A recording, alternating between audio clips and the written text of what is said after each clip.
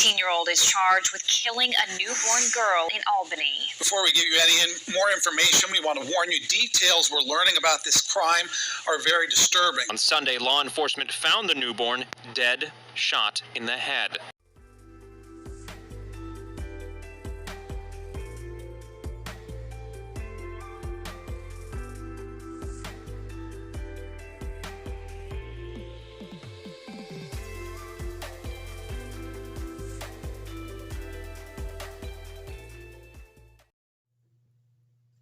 Hey guys, welcome to Beyond Damaged. Now I know I told you that today was going to be about a different case, but I just ran over a case that I just felt I had to report on. Now the last couple of days I've been talking to my husband, my family, my mom about all these kids who are being killed by their parents or family members through all this quarantine and just the last couple of years, and it's just getting out of control. And I was telling her about the law that was passed specifically so this would stop happening. Now I think we need to get the word of this law out there, because it seems that this generation does not know about this law. Now, this law is known as Safe Haven Law or the Moses Law. It discriminalizes the leaving of unharmed children at a hospital, at a church, at a, say, an ambulance place, fire department. You take this child and you leave it with one of their faculty members. You tell them, I can't do this, I don't want my child, I can't take care of it, and I don't want anybody to know who I am. And they automatically call the state, and the state takes over, and that's it. You're not charged, you're not questioned. They're just happy that nothing has happened to this child and that this child's going to have a chance at life. And also, let's talk about birth control, guys, because birth control is out there and it's free, and you can go get on birth control without your parents' consent. You do not have to have your parents there to get on birth control anymore. So go to Planned Parenthood in whatever city you live in.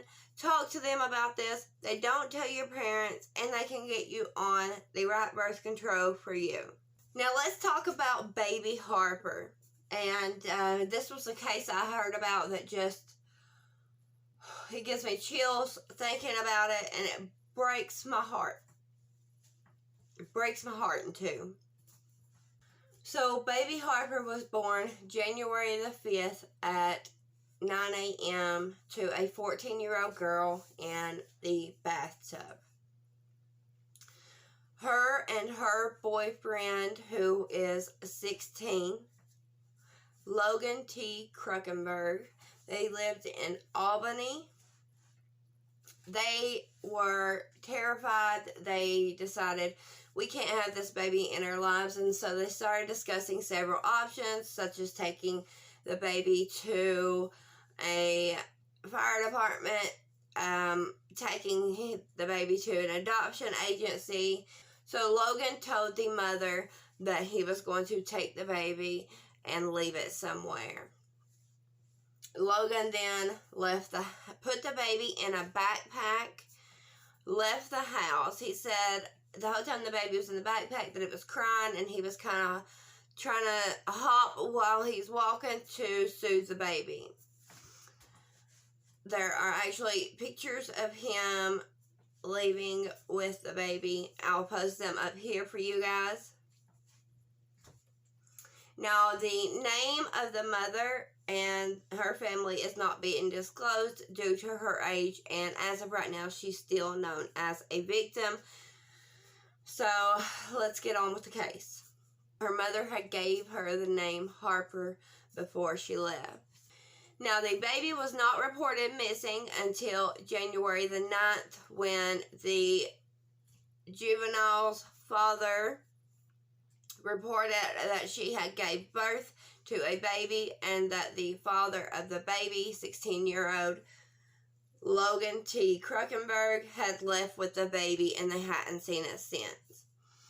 So then they put out a missing persons report on the baby, and of course they go pick up the father to question him. Logan claimed he had met a boy named Tyler off of Snapchat, that he didn't know his last name. It just came up as one of his suggested friends on Snapchat and he added him.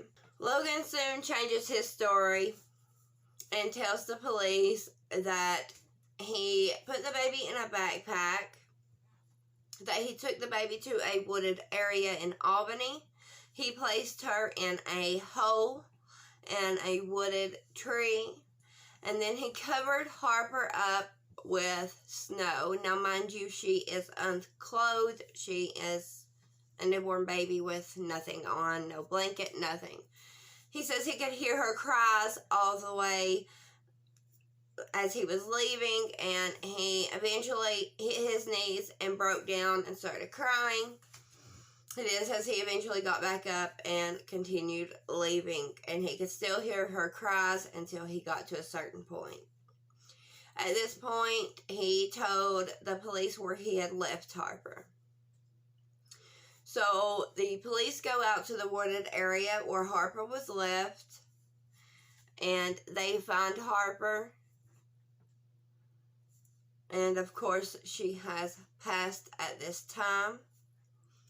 They find her, Harper's body is discovered on January the 10th. Now, once she has made it to the coroner's office, the coroner discovers that Harper has 2 bullet wounds to her head, that she was murdered execution style.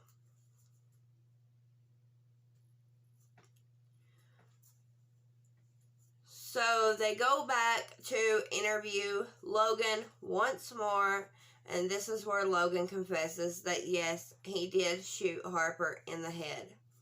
He also stated that the mother of the child, the unknown juvenile, had nothing to do with this, that she thought and still thinks that he took the baby to an adoption agency or hospital, somewhere of that nature.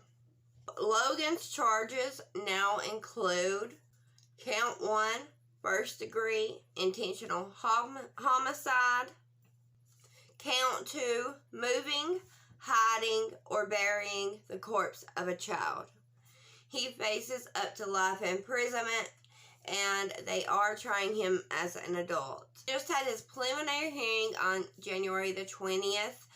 I do know that most likely his defense is going to want to have a mental evaluation done on him, and also try to get this case moved to juvenile, which is 99.9% not going to happen. He is going to be tried as an adult in this case, as he should be.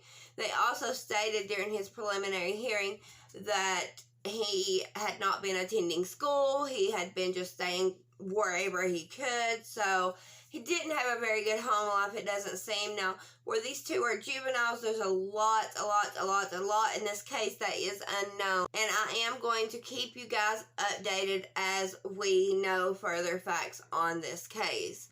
But I just wanted to make this video to raise awareness about what's going on with so many children being killed and people not knowing about this law that was passed. Now, Logan's bond is set at $1 million because of his family situation where he is just staying wherever and not going to school. They consider him a very high risk in being a flight risk. They feel that if they let him out, considering that he's facing life in prison, that he will run, which would most likely happen if you're facing life in prison. If you have confessed to the crime and you know that's definitely what's going to happen, you're going to run. So they did give him a $1 million bond. If he is able to place that bond, which most likely is not going to happen. But if he is able to place that bond, he is not allowed around the juvenile mother or her family. He's not allowed around any children under the age of 16, and he's not to carry any weapons of any kind at all. Guys, we want to see justice for this beautiful baby girl who never got a chance at life, who it's untelling what this child could have been in this world. Maybe our first woman president. You know, you just don't know what these children could have grown up to be, because we know, I mean, I'm very religious. I don't know if you guys are. If you aren't, I still love you. No love lost. But I am religious, and I believe that God sent them here for a reason. It's not our choice to take them out of this world, when he obviously sent them here for a reason.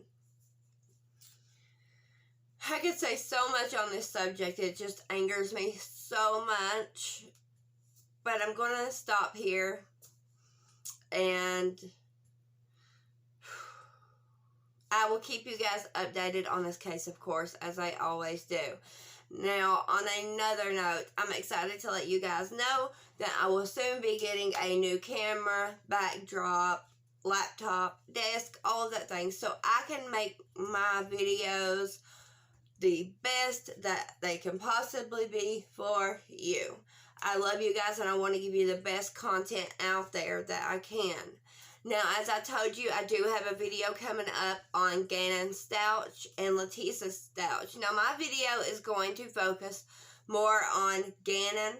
I want Gannon to be remembered as the child that he was, the wonderful fighter, hero, amazing child he was, not the child that was murdered by his stepmother. So I'm trying to focus more on Gannon. I will most likely do a whole video on Letitia herself, but I want to focus more on Gannon with the first video. If there are any cases or anything you guys would like me to cover, I am trying to cover all cases extensively. I'm trying to go before the crime happened and get all of their background and everything. And I'm just trying to get you guys all that information on these cases. So we may end up with some two-parters, but I really want to dig into this and give you guys all of the information I possibly can. So if there's any cases you guys want me to cover, past or present, serial killers, kidnappings, code cases, anything, please comment below. If there are any questions, concerns, I love constructive criticism, anything to make my channel better, please comment them down below. Make sure you go check out my other social media platforms. I love TikTok. I'm on there all the time. I also post on Instagram, and I have started a Facebook page. All of those will be linked down below, as well as the media coverage of this case. As always, guys, love yourself, love others, and remember, I love you.